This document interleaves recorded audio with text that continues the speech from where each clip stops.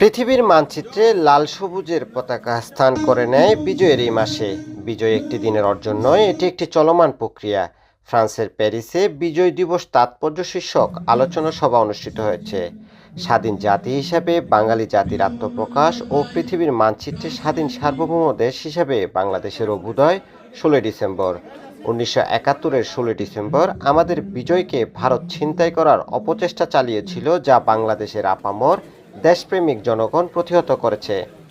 বাংলাদেশ জাতীয়তাবাদী দল BNP France শাখার আয়োজনে বিজয় দিবসের আলোচনা সভায় এসব কথা বলেন লন্ডন থেকে টেলিকনফারেন্সে যুক্তরাজ্য বিএনপির সভাপতি এম এ মালেক।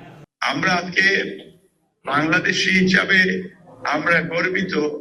ফ্রান্স শাখা বিএনপির সভাপতি সৈয়দ সাইফুর রহমানের সভাপতিত্বে ও সাধারণ সম্পাদক এম এ তাহেরের সঞ্চালনায় প্রধান বক্তা ছিলেন বিএনপির কেন্দ্রীয় নির্বাহী কমিটির সদস্য সাইদুর রহমান লিটন।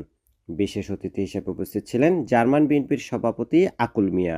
যারা দীর্ঘ 17 বছর রাজনীতি করতে গিয়ে ফ্যাসিবাদী কায়েম করেছে এবং দেশের অর্থনীতিকে লুণ্ঠন করেছে, বাক স্বাধীনতা, গণতন্ত্র এবং মানবাধিকার লঙ্ঘন করেছে, সেই সমস্ত দলের নেতাকর্মীরা যারা এই সমস্ত কর্মকাণ্ডের সাথে সম্পৃক্ত ছিল তাদেরকে বিচার আওতায় এনে বিচার করা হবে। অনুষ্ঠানে বক্তারা আরও বলেন, 1971-এর মুক্তিযুদ্ধ কোনো বিশেষ দলের নেতৃত্বে হয়নি। এদেশের আপামর জনগণ এই যুদ্ধে অংশগ্রহণ করে প্রাণপণ লড়াইয়ের মাধ্যমে বাংলাদেশ নামের রাষ্ট্র প্রতিষ্ঠা করেছিল। তাই 1971-এর মুক্তিযুদ্ধকে ইতিহাসে জনযুদ্ধ হিসেবেও আখ্যায়িত করা হয়েছে। বক্তারা আরও বলেন, তৎকালীন সময়ে মেজর শহীদ প্রেসিডেন্ট জিয়াউর রহমান মুক্তিযুদ্ধের পক্ষ অবলম্বন করে যুদ্ধের ঘোষণা না দিলে বাংলাদেশ নামের রাষ্ট্র কল্পনাও করা যেত না। শহীদ জিয়ার স্বাধীনতার ঘোষণা আমাদেরকে উজ্জীবিত করেছিল।